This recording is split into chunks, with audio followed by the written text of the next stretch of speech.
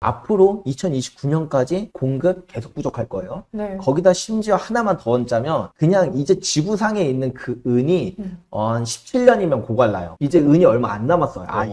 모든 게 첨단화될수록 은은 더 많이 사용될 수밖에 없는데 대체제가 아예 없어요.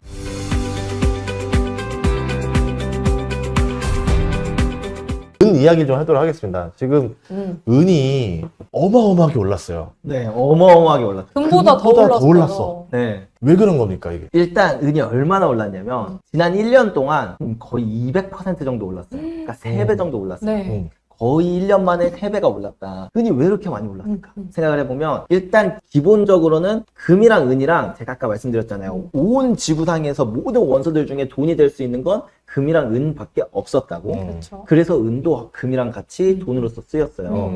그 말은 금 가격이 오르면 당연히 은 가격도 오른다. 그래서 100년치의 금 가격, 은 가격 데이터를 겹쳐서 보면 똑같이 오르고 똑같이 떨어져요. 다만 은이 금에 비해 시장 규모가 한 10분의 1 정도로 작거든요. 네. 근데 비트코인 오르면 알트코인은 어떻게 되죠? 많이 오르죠. 네. 마찬가지로 금이 오르면 은은 한 1.5배에서 2배 정도 더 높은 상승률을 가지고 있어요. 그래서 금이 오르는 이 사이클 가운데 은이 더 많이 올랐다라는 게 이제 기본이고, 이제 여기에 추가적으로 은이 갖고 있는 지금 엄청난 포텐셜들이 많아요. 네. 하나씩 짚어볼게요. 첫 번째로 은의 수요가 미쳤다라는 거예요. 네. 은이 이제 그 돈으로서의 가치에 대한 이야기를 드렸는데 사실 전체 수요에서 이제는 절반 이상이 산업용으로 쓰여요. 왜냐면 얘가 모든 원소들 중에서 전기 전도율이 가장 높거든요.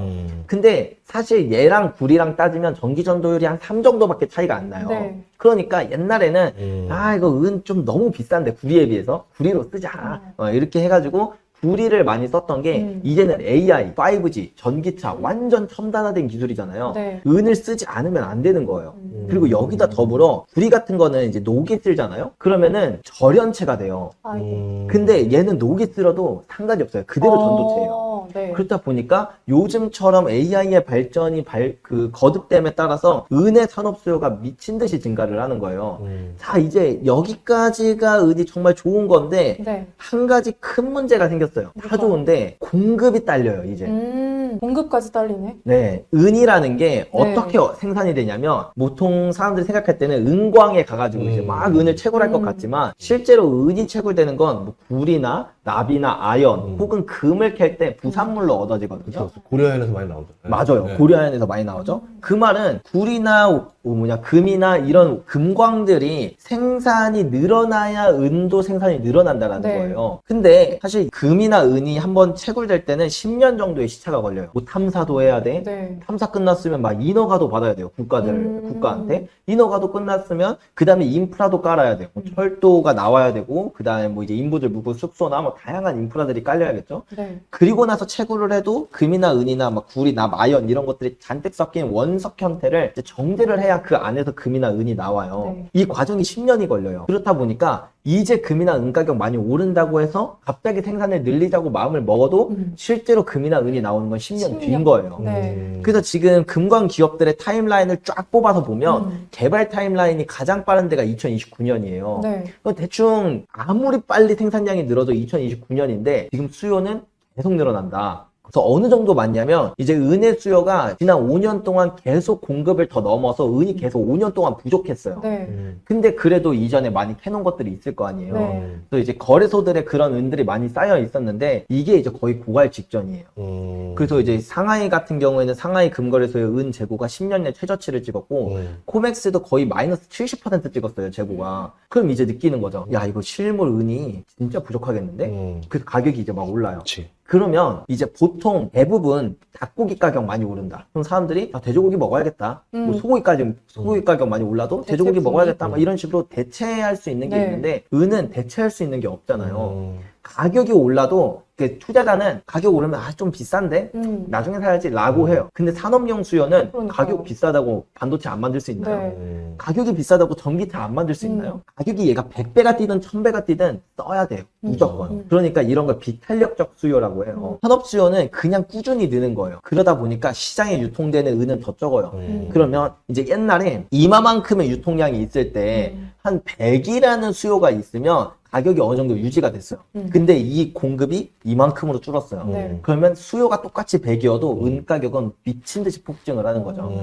앞으로 2029년까지 공급 계속 부족할 거예요. 네. 거기다 심지어 하나만 더 얹자면 그냥 이제 지구상에 있는 그 은이 한 17년이면 고갈나요. 이제 은이 얼마 안 남았어요. 아예. 이런 상황이다 보니까 안 그래도 은이 없는데 그 공급이 늘기도 어려운 구조에서 수요는 AI의 발전 지금부터 더 되겠죠. 네. 그리고 이제 군사 장비들도 훨씬 더 많이 나올 거고 이제 우주 산업 훨씬 더 많이 발전할 거예요. 모든 게 첨단화될수록 은은 더 많이 사용될 수밖에 없는데 대체제가 아예 없어요. 뭐 옛날에 거론됐던 게 무슨 그래핀이라던가 그다음에 탄소 튜브라던가 이런 맞아요. 것들이 거론되긴 했는데 지금 당장 상용화되긴 어려워요. 아직도 개발 단계고 이게 상용화된다고 하더라도 이번 금, 은 사이클이 다 끝나고 나서야 뭔가 될 거라고 생각을 한다면 이번 사이클에서는 은이 공급 부족 거기다가 이제 수요 폭발 그리고 이제 마지막 하나는 역사적인 평균치에 비해 아직도 은이 너무 싸다는 거예요. 이제 은이 금과 함께 5,000년 동안 돈이 쓰였다 보니까 고대 메소포타미아 때부터 금은 가격이 있어요. 네. 그 자료들을 제가 다 가지고 있거든요. 보면은 보통 금 가격이 은 가격보다 한 10배 정도 비싼 게 맞아요. 예, 실제로 지구상에 있는 금의 양이랑 은의 양을 비교해보면 딱 10대 1로 떨어지거든요. 네. 근데 지금 금이랑 은 가격을 비교해보면 은이 금 가격에 비해 50분의 1 가격으로 싸요. 저번에 80대 1이었잖아요. 네, 80대 1이었죠. 네. 그렇다 보니까 아직도 은 가격은 터무니없을 정도로 싸다 이렇게 생각해 볼 수가 있기 때문에 그래서 원래 금이 오르는 사이클 아까 말씀드렸던 그 거대한 흐름 말씀드렸죠. 금이 슈퍼 사이클이라 은 많이 오르는 건 당연하다. 근데 여기에 수요 공급 그리고 이제 저평가인 가격까지 이 모든 게 합쳐지니까 지금도 많이 오르고 되게 무서운 상승인데 네. 사실 앞으로의 상승은 더 정말 격정적이고 드라마틱할 거다 저는 그렇게 생각해요. 그럼 장기적으로 봤을 때 어떻게 되는 거예요? 은은 대체품이 없고 네. 어떻게 보고 계시는 거예요? 그럼 어떻게 흘러가요, 이 시장이? 이 시장이 그냥 은 가격이 수십 배 올라가요. 네. 진짜요? 얼마까지 예상해 보고 있어요? 그럼 지금이 100달러, 잘하면 오늘 100달러 찍겠던데? 네, 맞아요. 네. 잘하면 오늘 찍겠죠. 근데 제가 사실은 은 가격이 옛날부터도 좀 가격에 대한 전망을 할 때 보수적으로 말할 수밖에 없는 이유가 네. 제 진짜 생각을 말하면 안심종자라고 생각을 해요. 많은 사람들이. 근데 지금은 이미 그런 생각을 안 해도 될 만큼 가격이 많이 오르긴 지금은 했지만 사람들이 진짜 이제 느끼고 있어요. 이게 네. 심각한 사태라는 걸 너무 많이 느끼게 됐으니까 네. 이제는 좀 말해줄 때, 왜냐면 작년에도 금 가격 3배 벌써 그때 온데도 3배 가까이 올랐잖아요. 네. 이제 은 가격은 또 그 사이에 또 너무 많이 올랐고 네. 그리고 이게 방금 말한 시나리오들이 겹쳐지면은 난 진짜 많이 오를 것 같아요. 왜냐면 저도 아까 보니까 그 CME 거래소인가? 네, 맞아요. 거기서 시카고 거래소 보면은 증거금을 계속 올리더라고요, 선물을. 네. 보통 이게 이상하다. 그러니까 증거금을 올린다는 거는 그 가격을 폭락시키고 싶어서 맞아요, 이렇게 맞아요. 하는데 증거금을 올리면은 가격이 떨어져야 될 거 아니에요. 네. 우와. 더 오르고 있어. 네, 맞아요. 그러니까 이게 우와. 옛날과 좀 뭔가 달라. 예, 그래서 저 솔직하게 말씀해 주셔도 될 것 같아요. 자, 그러면 우리가 은 가격을 이해하려면 금 가격을 먼저 이해를 해야 돼요. 우리가 금 가격이 어디까지 오를까? 보통 뭐 가격을 예측하는 게 되게 어렵잖아요. 저도 금 가격 고점은 예측을 못 해요. 네. 하지만 적어도 어느 가격 이상은 올라가야 되는지는 알아요. 뭐냐면 역사적으로 금은 항상 돈으로서 쓰였어요. 근데 금이 올랐던 시기는 돈을 대신하는 이 화폐라는 놈, 우리가 종이 그 막 종이 지폐라고 말하는 이 화폐라는 놈에 대한 신뢰가 깨지면 사람들이 금으로 돌아가서 금 가격이 오르는 거거든요. 그래서 인류 역사 전반에 걸쳐서 금 가격이 올랐던 모든 패턴들이 다 똑같아요. 결국 그러니까 지금까지 그 국가가 발행한 화폐의 양만큼 금 가격이 올라요. 미국 같은 경우에 가장 이 화폐도 사실은 정의하기 따라 다른데 뭐 M0 본원 통화냐 아니면 뭐 M2 이제 광희 통화냐 뭐 이런 거에 따라 좀 규모가 달라지긴 하는데 가장 보수적으로 보는 M0를 기준으로 봐도 이제 미국의 M0가 한 5.3조 원 정도 5.3조 달러 정도 되고 이제 미국이 보유하고 있는 금 보유량이 8,133톤이거든요. 물론 이것도 이제 실제로 8,000톤을 가지고 있냐도 여러 가지 의심이 있지만 그냥 있다고 치고 그렇게 계산을 하면 금 가격이 대략 2만 달러가 넘어야 돼요. 네, 대략. 와, 그 4배, 거기? 4배 더 이상. 아직도. 네. 근데 거기가 그냥 꼭지냐라고 하면 그건 지나야 되는 지점이다. 실제로 1970년대나 아니면 1930년대에도 똑같은 상승장에 1930년대 같은 경우에는 이제 근본이제라고 해서 금 가격을 국가가 딱 정해놨어요. 근데 화폐를 너무 많이 발행하니까 다른 국가들이 이거 못 믿겠다 이렇게 하는 거죠. 그래서 그때 이제 가격을 강제로 재평가시켰어요 국가가. 된다. 그게 딱 그 1대1로 매치되는 수준까지 재평가를 시키니까 다시 안정화가 됐거든요. 근데 이제 문제가 뭐냐면 지금이 이제 1970년대랑 비슷한 건데 지금은 금 가격이 자유시장에 따라 오르잖아요. 그러면 이게 1970년대에도 이렇게 쭉 오르다가 1대1로 딱 되니까 사람들이 금을 이제 투기 자산으로 봐요. 그러니까 이제 여기부터는 투기 수요가 붙어요. 그쵸. 그래서 이게 100%가 지났는데 막 150%까지 치솟거든요. 그래서 35달러였던 금 가격이 거의 850달러까지, 그러니까 26배 정도가 상승하고 나서야 이게 이제 다시 안정화가 됐었던 것처럼 저는 2만 불을 찍으면 사실 여기부터 이제 투기 수요가 붙을 것 같아요. 그러면은 이제 뉴턴도 인간의 광기를 예측 못했는데 저도 광기는 예측 못하겠다. 근데 2만 불을 지나는 건 알겠지만 그 이상 어디까지 오를지 모르겠다라고 하는 게 이제 제가 드리는 말씀이고, 그럼 이제 어떤 사람은 그래요. 미국이 보유하고 있는 금보유량만 8,000톤이지 사실은 세상이 금 많지 않냐. 그러면은 이제 그 최근에 캐시오드 같은 경우에는 이미 그 뭐 M2를 기준으로 봤을 때 그 금이랑 M2의 양이 이제 일치가 돼서 금 가격은 하락한다라는 말을 했거든요. 그게 그 미국 M2를 기준으로 봤을 때 전 세계 이제 금보유량으로 본 거예요. 근데 그러면은 사실은 그렇게 따지려면 어떻게 봐야 되냐면 전 세계 모든 화폐를 다 달러로 환산해서 그렇게 봐야 돼요. 그것도 똑같이 할 수가 있거든요. 그럼 이제 전 세계 모든 화폐 M2량을 계산해 보면은 대략 한 97조 달러 정도 나와요. 근데 여기에 이제 이게 4개국 정도만 계산이 된 거고 여기에는 뭐 한국, 영국 이런 국가들은 또 빠져 있거든요. 사실 그것까지 다 더하면 좋겠지만 그냥 보수적으로 4개 국가만 보고, 그리고 이제 M2를 기준으로 볼 때는 이 금의 커버리지 비율, 그러니까 이 1대1로 꼭 되진 않거든요. M2를 볼 때는. 브레튼 우드 체제 때는 40% 정도를 냈고, 뭐 이번에는 뭐 20%까지 내려간다라고 치더라도 20%로 계산하면 15,000달러, 40%로 계산하면은 3만 달러 정도가 된다. 그래서 그런 어쨌든 어떤 다양한 공식이 있어요. 사실 금 가격을 구하는 그 모든 공식들을 다 대입해 보면 수치가 다 그만해요. 한 2만에서 3만 달러 라는 걸 우리가 생각해보고 그게 역사적 패턴에서 늘 반복됐다라는 걸 이해하면 금 가격이 2만 달러까지 오르는 건 너무 당연하다. 2만 달러까지가 아니라 2만 달러를 돌파하는 건 너무 당연하다라고 생각해 볼 수 있다. 자, 이제 그럼 여기서부터 이제 은 얘기를 해볼게요. 10대1까지? 10대1로 가야 되잖아요. 그러니까 적어도 2,000달러를 돌파해야 된다는 건데, 그러면은 은 가격 아직 100달러도 안 됐어요. 네. 2,000달러를 돌파해야 된다 그러면 최소 20배는 더 올라야 된다. 저는 개인적으로 생각을 하는 거죠. 야, 두쫑쿠 사 먹을 때가 아니라 네. 은쫑쿠 사러 가야 되겠네. 은종구. 물론 이제 여기에는 네. 저는 금에서는 반박할 사람이 이제 해외에서도 거의 없거든요. 다 생각이 비슷비슷해요. 이제 전문가들은. 근데 이제 은은 반박이 좀 있기는 있어요. 왜냐면 금은 아직도 이제 중앙은행들이 돈으로서 이제 최종 지불수단으로 금을 모으는데 은이 지금 무슨 돈이냐. 중앙은행들 중에 은 보유하는 애 있으면은 없죠. 네. 말해봐라. 뭐 1944년 그 브레튼 우드 체제 때도 금태환제였지 은은 돈으로서 쓰이진 않았거든요. 그렇다 보니까 사람들은 이제는 시기가 좀 달라진 거 아니냐. 뭐 옛날처럼 돈으로 쓰일 때나 뭐 10대 1이지 지금은 좀 50대 1이 오히려 적정한 수준 아니냐라고 얘기를 하기도 하는데, 저는 사람들의 인식이 바뀌는 순간 언제든지 10대 1로 돌아간다. 1940년대도 그 근본이제가 아니었지만 10대 1을 평균으로 가지고 있었고, 그 다음에 1970년대 같은 경우에는 완전히 근본이제도 깨져서 금도 돈이 아닌 시기로 우리가 넘어왔거든요. 근데도 이제 가격이 한번 상승 사이클을 타면 은은 또 한 15대 1, 10대 1 이 정도까지 내려가요. 그래서 인간의 심리는 사실 화폐가 불안하면 이 금이랑 은을 다시 재평가하기 시작하는데, 은이 사실 지금 너무 저평가되어 있어서 그런 것까지 계산했을 때 2,000달러? 저는 넘을 수 있다고 생각해요. 그러면 마지막 질문으로 좀 하나만 여쭤보면은 네. 비트코인 사는 건 어떨까?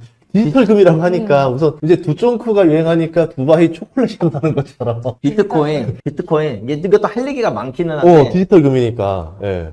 일단 네. 비트코인이 이 금이랑 조금 속성이 다르다는 이야기를 먼저 저는 해보고 싶어요. 금이라는 거는 우리 국민의 입장, 그러니까 개인의 입장에서도 나의 자산을 지키는 그런 하나의 안전자산이다. 그러니까 화폐에 대한 불신이 커질수록 금으로 이동하는 그런 자산이다라고 생각을 하는데, 이제 국가의 입장에서도 금은 마찬가지거든요. 예를 들면 뭐 미국이 우리나라를 제재 건다고 해도 달러나 달러 자산들은 다 동결 걸을 수 있어도 금은 동결을 못해요. 금은 그 자체로 가치를 가지고 있으니까. 그래서 국가들이 사실은 금을 지금 미친 듯이 사는 이유도, 그리고 근본이제가 아닌 시기에도 금을 전 세계 온 지구상에 있는 금의 20%나 되는 어마어마한 양을 직접 보유하고 있는 이유도 바로 그것 때문이거든요. 근데 이제 비트코인이라는 건, 비트코인은 그 금과 아주 다른 부분 중에 하나가, 비트코인은 투명성이 비트코인의 가장 큰 매력이에요. 누구든 장부를 볼 수 있고 누구든 어느 비트코인이 어디 지갑으로 이동했는지를 정확하게 알 수 있다는 게 비트코인의 장점이고, 그게 바로 블록체인 시스템인데, 근데 금은 익명성이 장점이에요. 한 번 들어가면 그 뒤에 유통 경로를 추적할 수가 없어요. 이번에 그 캄보디아 천주 잡혔을 때 20조짜리 비트코인 동결시켜버리는 건 가능한데, 네. 금은 동결이 불가능하다. 네, 맞아요. 이 사람이 불 때까지. 네, 맞아요. 그래서 이런 부분들 때문에 금이 국가 입장에서는 최종 담보물이 되는 거거든요. 자, 그러면 비트코인은 뭐 개인의 입장에서는 금처럼 이렇게 사용할 수도 있고, 그럼 뭐 이것도 사실 들고 그냥 끝까지 들어가면은 좀 그런 게 있는데, 어쨌든 그렇게 금처럼 사용할 수는 있잖아요. 하지만 이제 금 같은 경우는 국가의 입장에서 담보물이에요. 그러면 지금 싸움이 뭐냐면, 지금은 화폐 시스템이 바뀌는 시기거든요, 사실은. 우리가 이해하고 있었든 이해하고 있지 않았든 화폐 시스템의 변곡점에 왔다는 건 사실이에요. 그렇다면 이 시스템에서 보통은 어떤 담보자산들끼리 싸워요. 뭐 금이랑 뭐 이제 근본이제냐 은본이제냐 그렇게 싸우기도 하고, 금이냐 아니면 석유냐 페트로달러 시스템이냐 막 이렇게 그 담보물들끼리 싸우는데, 이 싸우는 시기 때 가격 상승폭이 되게 커요. 되게 커요. 그래서 이 근본이제 시기 때를 생각해 보면은 이 금 가격이 다시 재평가가 이루어지면서 가격이 많이 오르고, 우리가 1970년대 같은 경우에는 근본이제가 끝나고 이제 페트로달러 시스템으로 넘어갔거든요. 이때도 원래는 1971년에 닉슨 대통령이 이제 달러 가져와도 금 안 바꿔준다 이렇게 하니까, 그럼 이제 영국이나 프랑스 같은 국가들이 야 이거 그럼 다시 근본이제로 돌아가야 되는 거 아니야? 이런 말을 했는데, 이런 축이 한 축이 있는가 하면, 미국 같은 경우에는 그래? 그럼 달러 안 가져오면 석유 안 줘? 이런 식으로 해서 이제 석유와 금을 이제 대립을 시켰거든요. 근데 결국 석유가 이겼어요. 그런데 석유 가격이 그래서 많이 폭등했지만 금 가격도 26배가 폭등했다. 결국 화폐 시스템이 바뀐다라는 건, 담보물들끼리 싸우면 담보물은 다 올라가고 여기서 패자는 화폐밖에 없다라는 거예요. 그래서 비트코인이 담보물이 될 수 있냐라고 하면, 저는 그 국가 측면에서는 그 익명성이 아닌 투명성이기 때문에 담보물이 되게 어렵다라고 보는 측면인데, 만약에 그럼에도 불구하고 담보물이 된다라고 치더라도 금과 비트코인이 같이 오르는 흐름이 나타날 것 같다. 그래서 비트코인은 저는 잘 되면 대박이고 안 되면 모르겠다. 그래서 그냥 어떤 시나리오든 오르는 게 확정인, 저는 금이나 은이 더 매력적이라고 생각해서 금이나 은을 투자하고 있어요. 어쩐 뭐 너무 좋은 데서 감사해요. 전 네. 근데 그런 건 딱 있어요. 금을 만약에 1kg bar을 들고 있으면 밥을 안 먹어도 배는 부를 것 같아요. 에이, 배는 영롱하니. 부르죠. 배. 고프죠, 고프죠. 배고프다. 영롱하니. 고프죠. 다이어트 용어도 괜찮을 것 같아요. 보면. 가지고 보면서 뿌듯하니까 네. 이렇게 좋을 것 같습니다. 하여튼 오늘 좀 금은에 대해서 저희가 많은 걸 여쭤봤는데, 업데이트가 많이 돼 있는데요. 저희 지금 진짜 금은 가격도 오르면서 금은과 은에 대한 이야기들도 정말 많이 또 업데이트 된 것들이 많아가지고 구독자분들에게 많은 도움이 된 것 같습니다. 그러면 또 감사하고요. 저희가 또 이제 또 2부로 미국 주식 얘기를 해야 돼가지고 조금 이따 뵙도록 하겠습니다. 네, 이따 뵙겠습니다. 오늘 내용 너무 흥미롭고 좋았던 것 같습니다. 네. 감사합니다. 네. 감사합니다. 고생하셨습니다. 예.